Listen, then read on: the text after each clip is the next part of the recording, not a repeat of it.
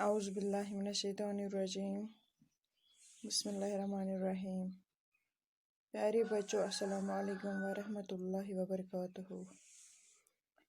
کل کا جو ہمارا ٹاپک تھا وہ تھا ابوالکلام آزاد۔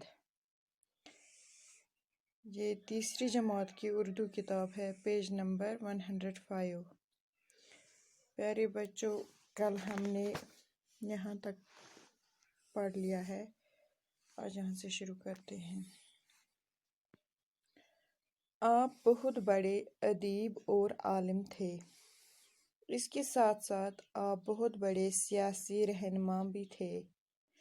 آپ ساری عمر ملک و قوم کی خدمت کرتے رہے۔ انڈین نیشنل کانگریس میں شامل ہو کر آپ نے ہندوستان کی آزادی کے لیے جدوجہد کی۔ ہندوستان کی تحریک آزادی میں آپ کو بہت اونچا مقام حاصل ہے۔ انگریزی حکومت نے آپ کو کئی بار جیل بھیجا، آپ کو طرح طرح کی تکلیفیں دی گئیں، آپ کے اخباروں پر پابندی لگا دی گئی، لیکن آپ نے اپنی جدوجہد جاری رکھی۔ آپ ملک کی آزادی کے لیے لڑتے رہے۔ آپ اپنی زبان اور قلم سے ملک کی خدمت کرتے رہے۔ آپ گاندھی جی کے قریبی ساتھیوں میں سے تھے۔ آپ دوبارہ کانگریس کے صدر چنے گئے۔ آپ 2 بار کانگریس کے صدر چنے گئے اور تحریک آزادی کی رہنمائی کی۔ 1947 عیسوی میں ملک آزاد ہوا۔ آپ آزاد ہندوستان کے پہلے وزیر تعلیم بنائے گئے۔ آخری وقت تک آپ اس عہدے پر کام کرتے رہے۔ آپ نے کئی کتابیں لکھیں۔ آپ نے 1958 عیسوی میں وفات پائی۔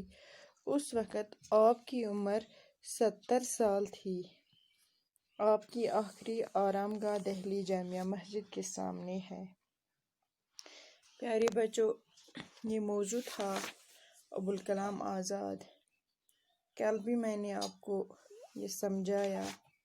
ابوالکلام آزاد جو ہیں وہ انڈین نیشنل کانگریس میں شامل ہو کر ہندوستان کی آزادی کے لیے جدوجہد کرتے رہے۔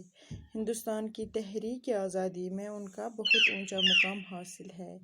پیارے بچوں، انگریزی حکومت نے ان کو کئی بار جیل بھی بھیجا، طرح طرح کی تکلیفیں دی گئیں، ان کے اخباروں پر پابندی لگا دی گئی، لیکن انہوں نے اپنی جدوجہد جاری رکھی۔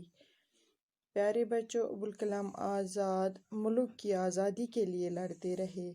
انہیں اپنی زبان اور قلم سے ملک کی خدمت کرتے رہے۔ گاندھی جی کے قریبی ساتھیوں میں سے تھے وہ۔ پیارے بچوں، 2 بار وہ کانگریس کے صدر بھی چنے گئے اور تحریک آزادی کی رہنمائی بھی کی۔ 1947 عیسوی میں ملک بھی آزاد ہوا اور آزاد ہندوستان کے پہلے وزیر ابوالکلام آزاد ہندوستان کے پہلے وزیر تعلیم بنائے گئے۔ آخری وقت تک ابوالکلام آزاد اس عہدے پر کام کرتے رہے۔ انہوں نے کئی کتابیں لکھی۔